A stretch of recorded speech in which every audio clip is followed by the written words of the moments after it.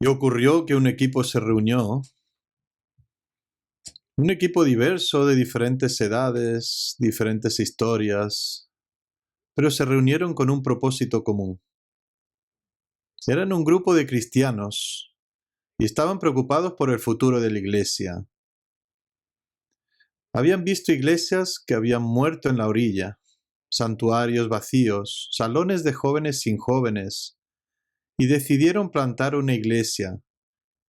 Vamos a hacer algo diferente, algo que cree un impacto en la comunidad y en el mundo que nos rodea. Se juntó este equipo de líderes para decidir cuál va a ser nuestro principio, nuestro enfoque primordial.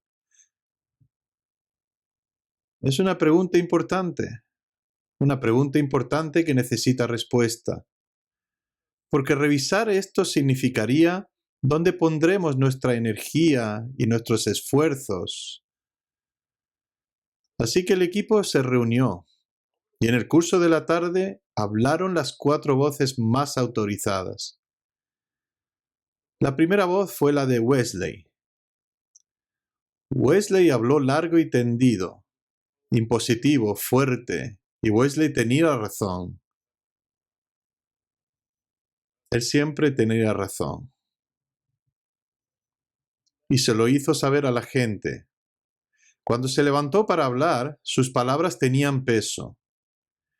Dijo que necesitamos ser una iglesia que sea reconocida, que sea conocida por llamar al pecado por su nombre. Necesitamos ser una iglesia que hable en nombre de Dios. Necesitamos ser una iglesia que no tema decir las cosas que aquellas otras denominaciones no se atreven a decir.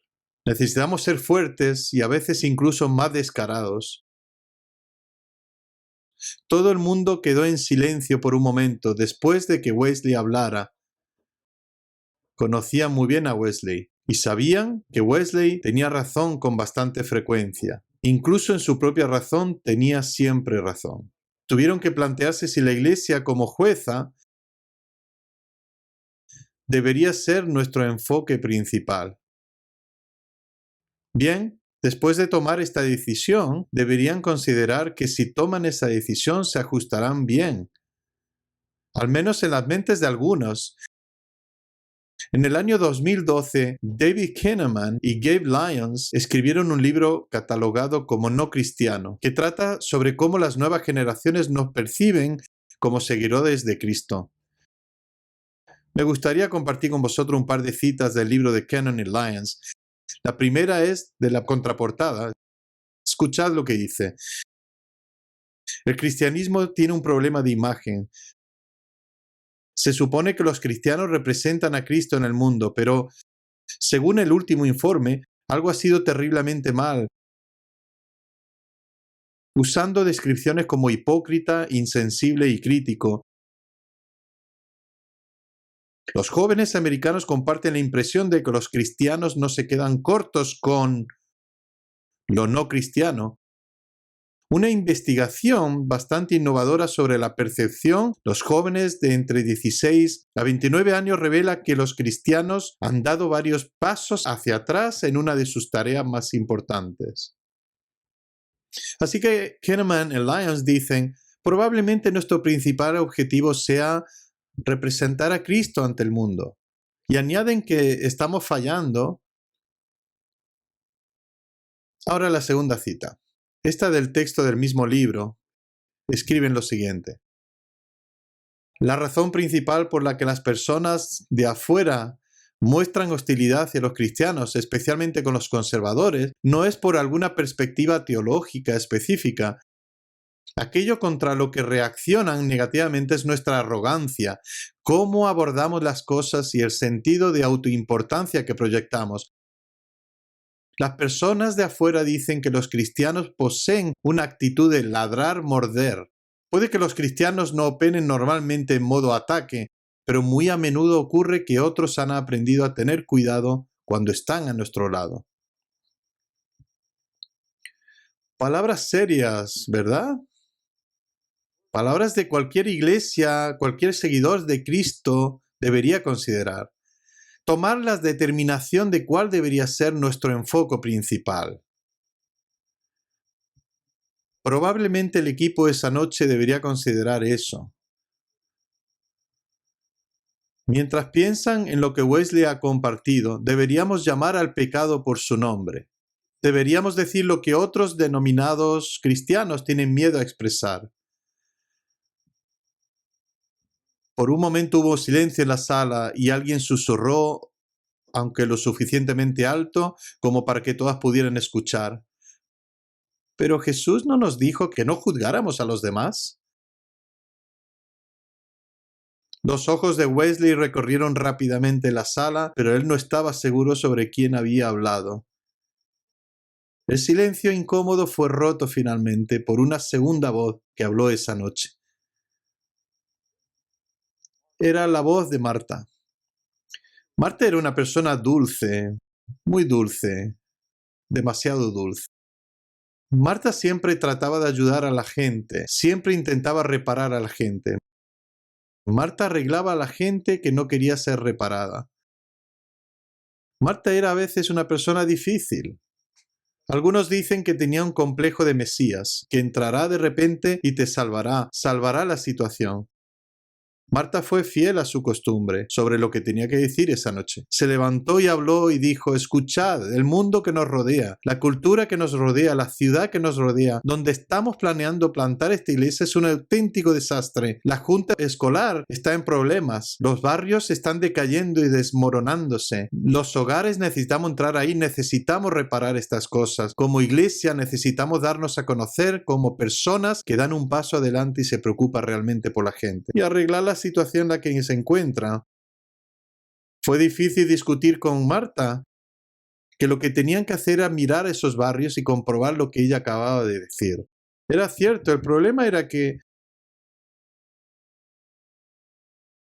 los que se encontraban en esa reunión esa noche, que habían sido ayudados, salvados, rescatados por Marta, y no habían disfrutado de la experiencia. Estaban ahí sentados pensando en cómo encuadrar sus palabras. Probablemente podían haber confiado en las palabras de Leighton Hayes. Quiero leeros lo que Leighton Hayes escribe en una página web. Escribe lo siguiente: cuando la presión de las fechas de entrega del trabajo son realmente duras, o mi lista de cosas de nunca terminar parecen casi imposible de cumplir, tengo algunas soluciones infalibles. Respiro profundamente, organizo mis armarios, o llamo a mi hermana y le digo todo lo que está haciendo mal, exactamente cómo yo y solamente yo puedo cambiar eso por ella. ¿Suena a una extraña manera de encontrar paz? Según la terapeuta de Talkspace, Cynthia Catchins, intentamos arreglar o salvar a la gente, en este caso a mi hermana, porque es más fácil intentar lidiar con nuestros propios problemas. Creemos que no tenemos control sobre nuestras propias situaciones, que nos crean ansiedad, así que tratamos de ejercer control sobre otras cosas. La responsabilidad que nos demanda ayudar a otros es realmente excitante y puede volverse adictiva. Querer ayudar a otros es natural y puede venir de un lugar de bien, pero si se convierte en un patrón problemático, podría llegar a ser un complejo de salvador. El complejo de salvador puede definirse como una creación psicológica que hace que una persona sienta la necesidad de salvar a otros. Esta persona tiene una fuerte tendencia a buscar a personas que desesperadamente necesitan ayuda y asistirles, a menudo sacrificando sus propias necesidades por las de otras personas. Esencialmente, significa que crees que puedes salvar a cualquiera de sus propios problemas y que a menudo estás más obsesionado por arreglar a esa persona que amarla por lo que es. Los miembros de grupos de 12 pasos tienen un nombre para esto. Llaman a la gente que hace esto los de los 2 pasos. Se refieren al primero y 12º de los 12 pasos. Como sabes, el primer paso en esencia es reconocer que tenemos un problema que es tan profundo, tan pronunciado y tan problemático que hemos perdido control, que no podemos controlarlo nosotros solos.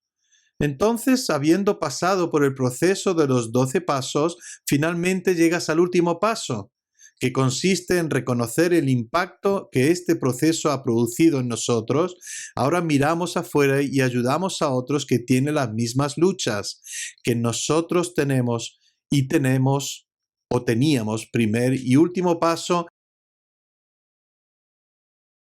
El grupo de los 12 pasos dice que los de los 2 pasos son aquellos que dan el primer paso y van directamente al último paso. Algo así. Tengo un problema que no puedo solucionar, así que déjame ayudarte con el tuyo, con el método de los 2 pasos.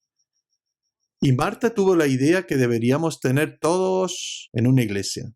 Con esos 2 pasos, la iglesia haciendo esos 2 pasos, ya encontraremos personas que necesitan una reparación. Los arreglaremos, los rescataremos, los salvaremos. Lo que no se dijo esa noche, de hecho nunca dijo esto Marta, fue que durante ese proceso nunca tuve que mirarme a mí mismo.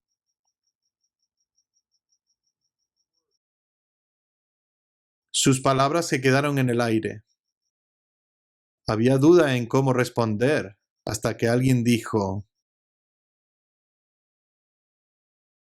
Marta, me está costando recordar el texto en los evangelios donde Jesús dijo: id y arreglad a la gente. ¿Recuerdas dónde se encuentra ese texto?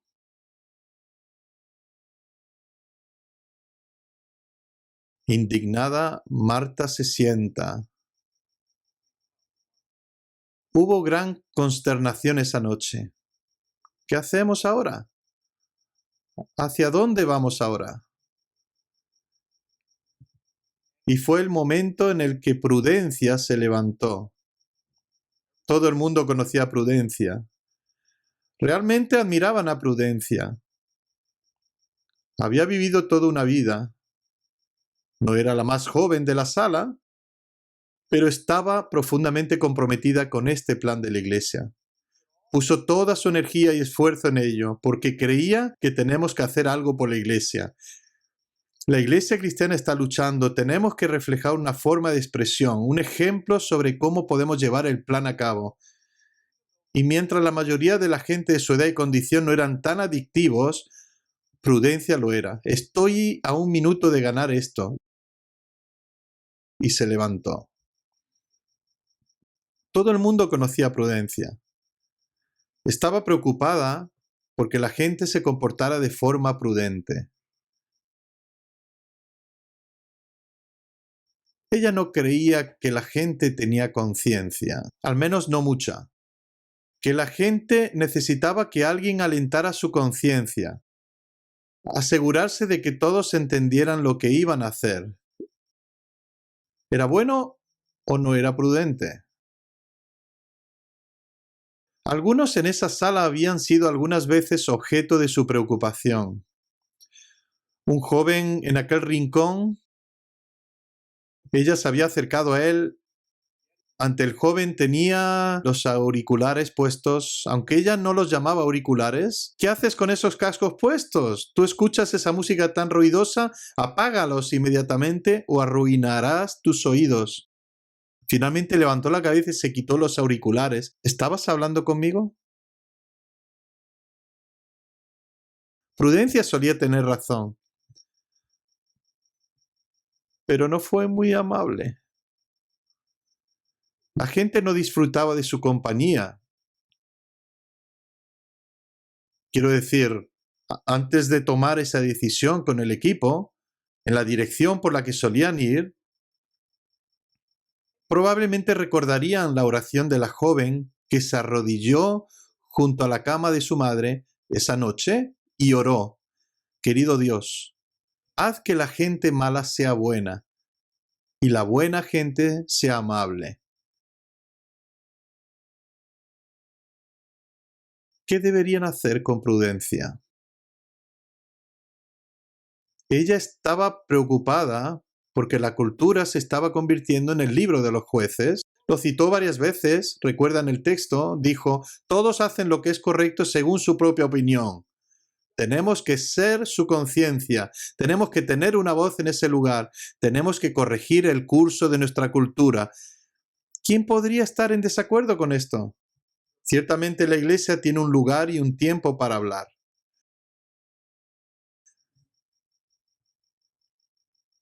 Pero la pregunta era, ¿debería ser ese el enfoque principal? ¿Debería ser ese el primer paso? Prudencia sentía que sí, y dejó bien claro que debería serlo. Alguien del grupo dijo finalmente, Prudencia, si hacemos esto, creo que la gente nos va a odiar. A lo que ella inmediatamente respondió, Jesús dijo que la gente nos odiaría. Aún debemos ser la voz de la conciencia.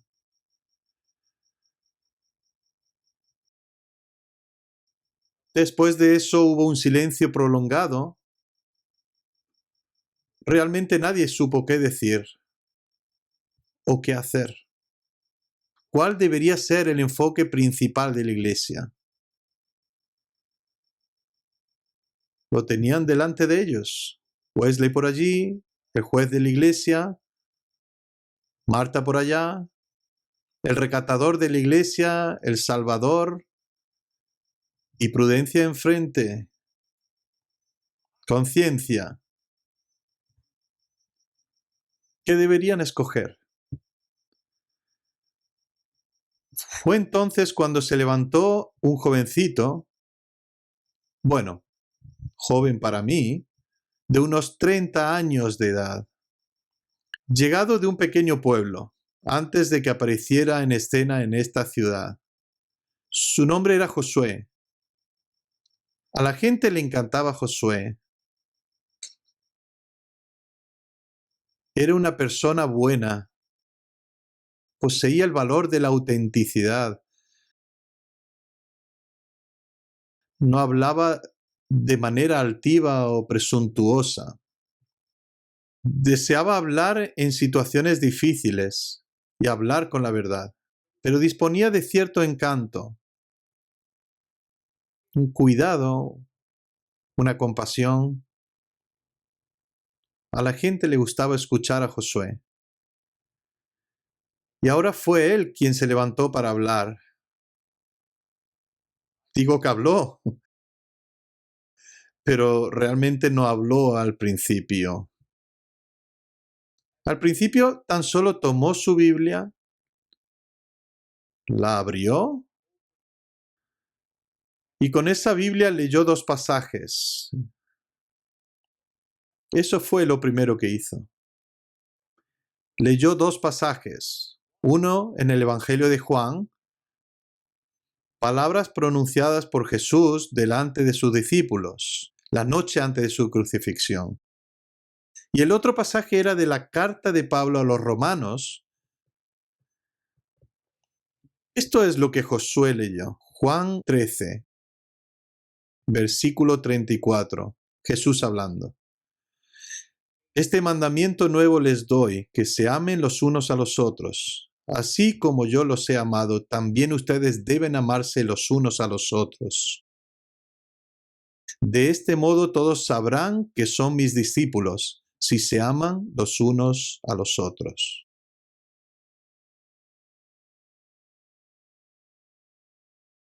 Jesús está hablando a su equipo. Si me permites, su grupo, su hermandad, sus mentores, sus protegidos. Y les dijo, hay algo que se impone por encima de todo, hasta lo más alto.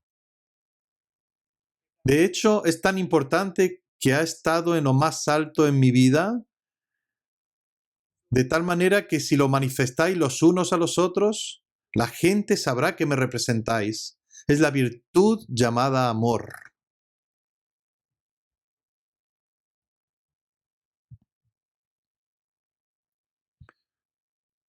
Trata de entender que cuando leemos esa palabra en el texto, amor, estamos tentados a pensar en nubes de algodón, suaves y blandas.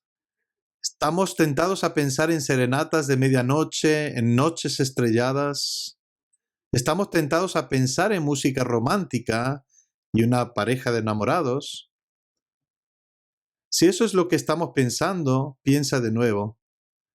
Porque lo que Jesús quiere decir con esto es algo sólido y vital, que da un paso hacia tiempos difíciles, que tiene que ver verdaderamente con el prójimo, mas con gracia y humildad, deseando actuar para el mejor interés de su prójimo, deseando dar pasos necesarios, pero deseando hacer esto de manera que honren la dignidad de todos los implicados.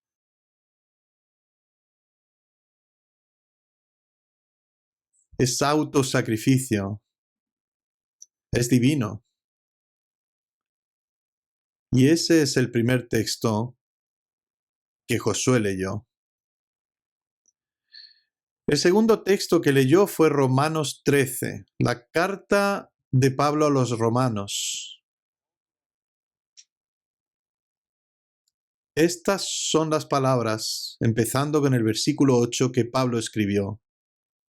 No tengan deudas pendientes con nadie, a no ser la de amarse unos a otros. De hecho, quien ama al prójimo ha cumplido la ley, porque los mandamientos que dicen no cometas adulterio, no mates, no robes, no codicies, y todos los demás mandamientos se resumen en este precepto. Ama a tu prójimo como a ti mismo. El amor no perjudica al prójimo, así que el amor es el cumplimiento de la ley. Mientras Jesús habló a los seguidores de su comunidad, Pablo lo abre ahora a todo miembro de la comunidad o no. Cualquier persona o prójimo que necesita nuestra ayuda y dice, no quiero que solo veas lo que está a tu altura, no estés en deuda, quiero que reconozcas esto. La necesidad de amar es una deuda que nunca podrás pagar. Siempre estarás pagándola porque esa es la plenitud del amor con la que Dios te ha amado. Y de esta manera seguirás amando y amando, no a la gente de tu comunidad, sino a cualquier comunidad. Ese fue el segundo texto que leyó Josué. Y entonces habló y dijo, estamos aquí reunidos porque creemos que la iglesia debe ser salvada. Son tiempos difíciles. Nos hemos comprometido con esta misión, con este sueño, con una nueva iglesia, un nuevo tipo de iglesia, una iglesia que tendrá un gran impacto en nuestro mundo. Así que ahora tenemos que decidir cuál es el enfoque principal. ¿El juez de la iglesia? ¿El salvador y rescatador de la iglesia? ¿La conciencia de la iglesia? Y entonces dijo Josué, amigos, tengo que deciros, esos dos trabajos han sido rellenados. Esas 3 oficinas ya están ocupadas. Donde pensábamos que había 3 vacantes, ya no están vacantes. Porque dijo, cuando leo mis escrituras, leo que Dios es el juez. Jesús es el Salvador. El Espíritu Santo es la conciencia. Puede que juzguemos un rol a veces en esos esfuerzos divinos en el mundo. Pero cuando leo, dice, parece claro que solo tenemos una función. un enfoque primordial, un énfasis único. Y ese es amar.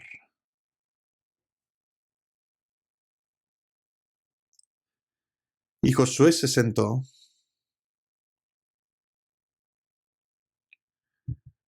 Esta mañana pienso en esas palabras. Las palabras que Josué leyó y habló. Y tengo que decirte que me siento atraído por ellas, como hacia una fuerza magnética. Mi respuesta es, eso es lo que quiero. Pero tengo que confesaros que esas palabras me causan no solo pena o temblor,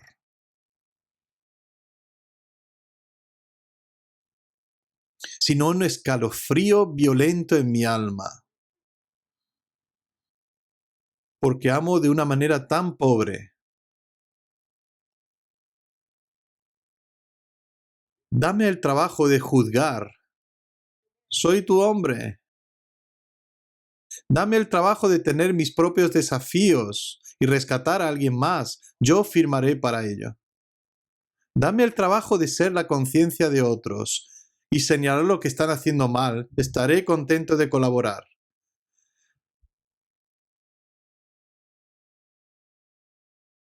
Pero amar a aquellos que pertenecen al cuerpo y a aquellos que no pertenecen al cuerpo, amar con la persistencia de Jesús,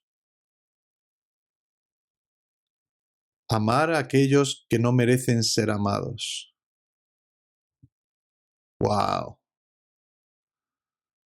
No puedo hacer eso. Al menos no solo. Y digo esto reconociendo que quiero que ese sea el primer énfasis, el primer enfoque. Y aún deseando ocultar mi cabeza por la vergüenza, porque fallo tan frecuentemente. Y aún estoy de acuerdo con Josué. Estoy tan de acuerdo con Josué que si alguna vez tuviera que predicar una serie de sermones, como por ejemplo, 7 ideas que podrían salvar la iglesia, ¿sabes lo que haría? Me aseguraría de que encajara de manera prominente en la lista de ideas una idea que diga, cuando se trata de la iglesia y su enfoque principal, el amor tiene todo que ver.